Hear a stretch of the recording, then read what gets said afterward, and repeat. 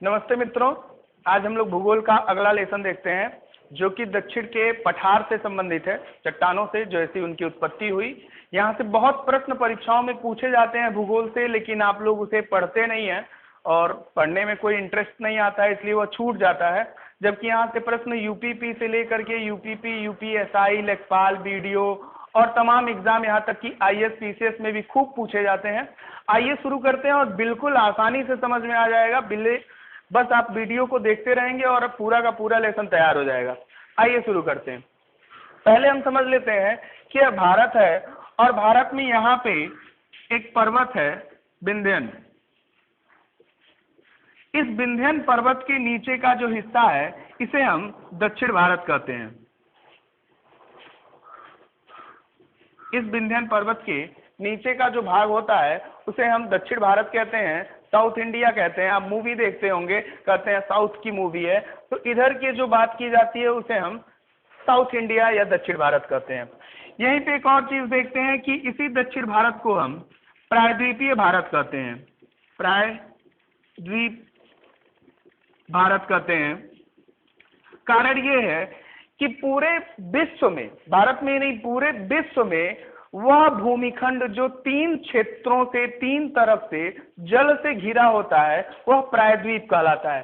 कहीं भी विश्व में कहीं भी अगर कोई क्षेत्र 3 तरफ जल से घिरा हो तो वह क्या कहलाता है? प्रायद्वीप कहलाता है। तो भारत का यह जो क्षेत्र है नीचे का, एक तरफ अरब सागर से घिरा हुआ है, नीचे हिंद महासागर से घिरा हुआ है, इधर बंगाल की खाड़ी से घिरा हुआ है। तो यह जो क्षेत्र है यह 3 तरफ जल से घिरा है, इसी कारण से यह प्रायद्वीप भारत कहलाता है। अब हम शुरू करते हैं दक्षिण के प्रायद्वीपीय पठार को। दक्षिण के प्रायद्वीपीय पठार को कौन कौन से पठार हैं, कैसे हैं? आर्कियन क्रम की चट्टानें हैं, धारवाड़ क्रम की चट्टानें हैं, कुडप्पा क्रम की हैं, विंध्यन क्रम की हैं, गोंडवाना और दक्कन ट्रैप है। यह 6 तरह के चट्टानें हैं और यह 6 आपको इसी क्रम में पढ़ना है। ठीक, तो अब यहां से हम शुरू करते हैं, देखते हैं। जब कहा जाता है कि पृथ्वी आग का गोला थी, सूर्य का टूटा हुआ भाग था, इस पे आग ही आग था, तो पृथ्वी के निर्माण के समय में जो आग शांत हुई, ज्वालामुखी शांत हुई, तो शांत होते समय जिस चट्टान का निर्माण हुआ वह आर्कियन क्रम की चट्टान का निर्माण हुआ। यानी कि सबसे पहले जो चट्टान का निर्माण हुआ वो आर्कियन क्रम की चट्टान का निर्माण हुआ। अब यहाँ पे देखते हैं आर्कियन क्रम की चट्टानों का निर्माण जो है वो ज्वालामुखी से है, ज्वालामुखी लावा से है। सिंपल सा हमको याद रहेगा। दूसरा हम देखते हैं पृथ्वी के ठंडा होते समय सबसे पहले जिस चट्टान का निर्माण हुआ वो आर्कियन क्रम की चट्टान का निर्माण हुआ। निम्न में से सबसे पहले किस चट्टान का निर्माण हुआ? आर्कियन क्रम की चट्टान का निर्माण हुआ। और जब यहाँ पर केवल अग्नि है, केवल लावा है, तो उसमें किसी प्रकार का जीवाश्म नहीं होगा, तो इसमें किसी प्रकार के जीवाश्म नहीं पाए जाते हैं और यह रवेदार है, रवेदार है। तो ये चीजें आपको बिल्कुल याद रहेंगी। ठीक, आर्कियन क्रम की चट्टानें कैसी हैं? रवेदार हैं। नीचे देखते हैं धारवाड़ क्रम की चट्टानें। आर्कियन क्रम की चट्टानों, ऐसे हम मानते हैं ये आर्कियन क्रम की चट्टान है और इस पे जब सूर्य की किरणें पड़ी, बारिश हुआ, तो तमाम विधियों से यह चट्टानें शांत होकर के छोटे छोटे खंडों में बट गईं और इन्हीं चट्टानों के टूटने से, अपक्षय एवं अपरदन से धारवाड़ क्रम की चट्टानों का निर्माण हुआ। ठीक, तो आर्कियन क्रम की चट्टानों के टूटने, अपक्षय से, अपरदन से धारवाड़ क्रम की चट्टानों का निर्माण हुआ। तो जो धारवाड़ क्रम की चट्टानें हैं वो परतदार हैं, परतदार हैं। आर्कियन रवेदार है, धारवाड़ परतदार चट्टानें हैं। धारवाड़ की सबसे प्रमुख विशेषता यह है कि आर्थिक दृष्टि से सबसे महत्वपूर्ण चट्टान भारत में जो है वो धारवाड़ ही है। ठीक है, बहुत बार यह प्रश्न पूछा गया कि आर्थिक दृष्टि से सबसे संपन्न चट्टानें कौन सी हैं? धारवाड़ है। यहाँ पे एक चीज और याद रखिए, जितनी भी प्रकार की धातु है वे सब कहाँ पाई जाती है? धारवाड़ चट्टानों में पाई जाती है। अगर हम बात करें किसकी? लोहे की, सोना की, निकिल की, कोबाल्ट की, एस्बेस्टस की, तो सब कहाँ पाई जाएंगी? धारवाड़ में। आसानी से आप याद रख सकते हैं धातु। धारवाड़ क्रम की चट्टानों में धातु पाया जाता है। धारवाड़ क्रम की चट्टानें जो हैं वो प्रमुख रूप से कर्नाटक में हैं। और कर्नाटक में एक जिला है जिसका नाम है धारवाड़, और इसी कारण से इस चट्टान का नामकरण भी क्या किया गया, धारवाड़ किया गया। पहली बार यह चट्टान इसी जिले में पाई गई थी। उसके बाद बेलारी, शिमोगा, चित्रदुर्ग, बेलारी, शिमोगा,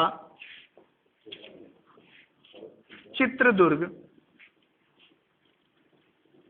क्षेत्रों में भी यह चट्टानें पाई गई। और इसमें कई बार प्रश्नों में यह पूछा गया है कि धारवाड़ चट्टानों का सबसे प्रमुख उदाहरण कौन सा है, तो विकल्प में शिमोगा और चित्रदुर्ग को दिया गया है। ठीक, तो आप याद रखेंगे बेलारी, शिमोगा, चित्रदुर्ग, धारवाड़ कहाँ पे है, कर्नाटक में है। और यहीं पे सबसे ज्यादा भारत में सोना पाया जाता है, सबसे ज्यादा सोना क्वार्टज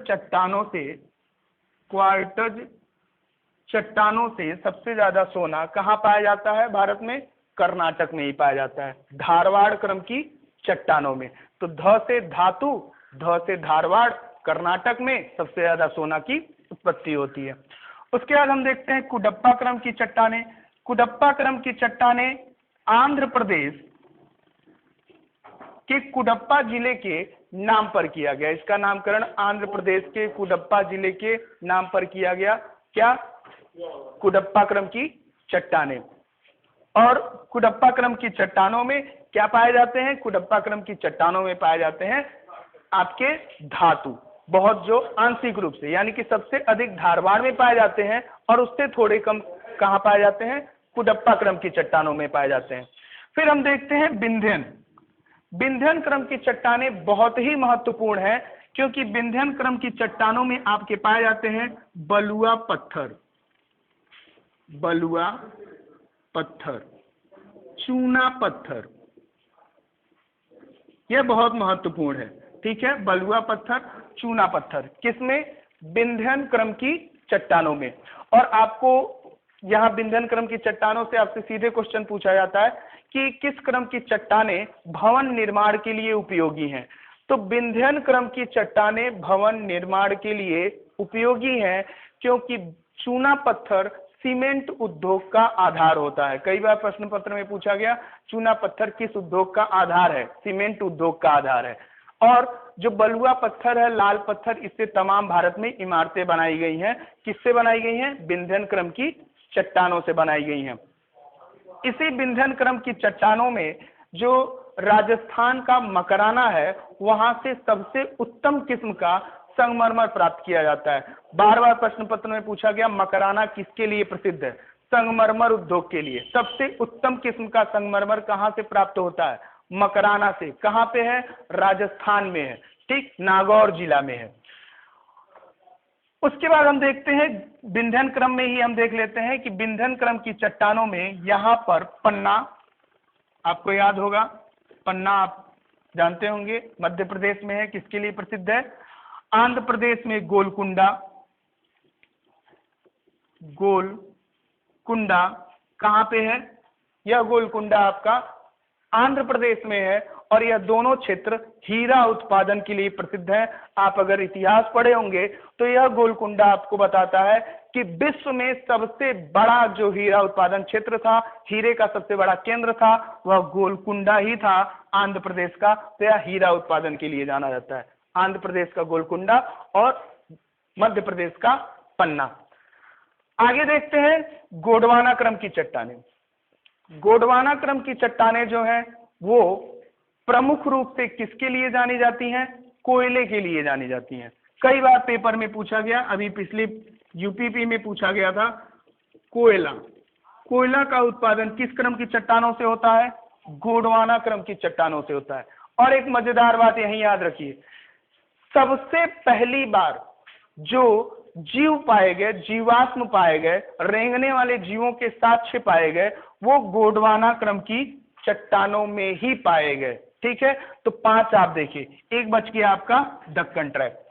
बहुत कठिन लग रहा है, हम इसको और आसान कर देते हैं कि ये आसानी से कैसे याद हो सकता है।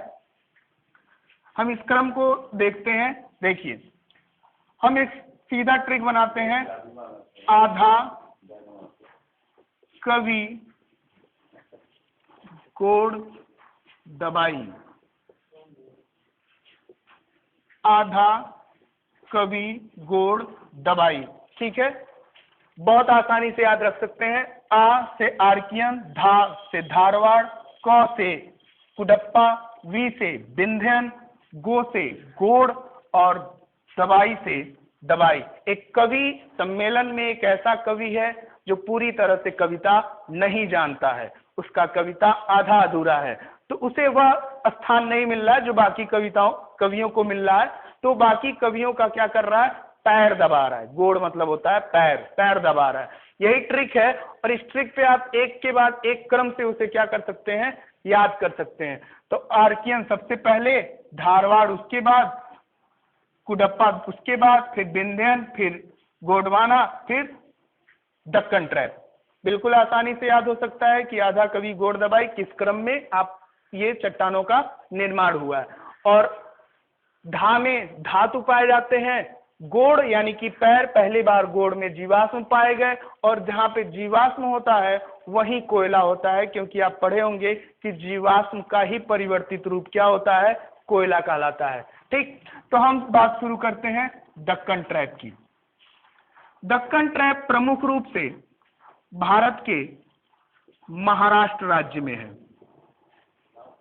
दक्कन ट्रैप का निर्माण बेसाल्टिक लावा से हुआ है। एकदम याद रखिए, दक्कन ट्रैप का निर्माण बेसाल्टिक लावा से हुआ है। यह क्वेश्चन कई बार पूछा गया है। दक्कन ट्रैप का निर्माण किससे हुआ है, बेसाल्टिक लावा से हुआ है। कहां पे है यह, महाराष्ट्र में है। महाराष्ट्र में कहां पर है, विदर्भ क्षेत्र में है। विदर्भ क्षेत्र में है। विदर्भ क्षेत्र में किस प्रकार का चट्टानें पाई जाती हैं, दक्कन ट्रैप। विदर्भ प्रदेश में किस तरह के चट्टानें हैं, बेसाल्टिक लावा है।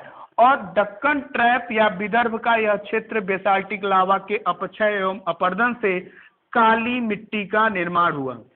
काली मिट्टी का निर्माण हुआ, और इसी काली मिट्टी में आप जानते हैं कि कपास की खेती की जाती है। स्वतः कृष्ण मिट्टी, रेंगूर मिट्टी के नाम से भी इसे हम जानते हैं। तो काली मिट्टी कहाँ पाई जाती है, महाराष्ट्र में। दक्कन ट्रैप में किस प्रकार की मिट्टी है, काली मिट्टी है। दक्कन ट्रैप का निर्माण किससे हुआ है, बेसाल्टिक लावा से हुआ है। विदर्भ के महाराष्ट्र के किस क्षेत्र में दक्कन ट्रैप है, विदर्भ में है। विदर्भ में क्या है, काली मिट्टी है। ठीक, तो यहां से बहुत सारे प्रश्न पूछे जाते हैं और जो आप गलत करके आते हैं, रटते हैं, फिर छूट जाता है और वह गलत हो जाता है। एक एक प्रश्न यहाँ पे आपका महत्वपूर्ण है, और ये अगर आप समझे रहेंगे तो प्रायद्वीपीय पठार आपको बिल्कुल आसानी से समझ में आ जाएंगे कि आर्कियन क्रम की चट्टानें रवेदार हैं, बाकी सब परतदार हैं। धारवाड़ क्रम की चट्टानों में धातु पाया जाता है। आ, धा, क, वी तक आपने किसी प्रकार के जीवों के साक्ष्य नहीं पाए जाते हैं। किसी प्रकार के जीव का उद्भव अभी नहीं हुआ है। गोंडवाना यानी कि पैर में ही जीव पहले शुरुआत में चढ़ते हैं, तो गोंडवाना क्रम की चट्टानों में पहले बार जीव पाए गए और वहीं पे पहली बार कोयला पाया गया। ठीक, और दक्कन ट्रैप महाराष्ट्र में है, विदर्भ क्षेत्र में है, बेसाल्टिक लावा से निर्मित है, जिसे काली मिट्टी का निर्माण हुआ, जिसमें कपास की खेती होती है। तो ये आपका दक्षिण के प्रायद्वीपीय पठार को बहुत ही आसानी से बिल्कुल याद कर सकते हैं, और यहाँ से निश्चित तौर पर सभी प्रश्न पत्रों में क्वेश्चन पूछे जाते हैं। अगर आप तैयार कर लेंगे तो आपका 2-3 क्वेश्चन निश्चित रूप से मिल जाएगा। बस, धन्यवाद।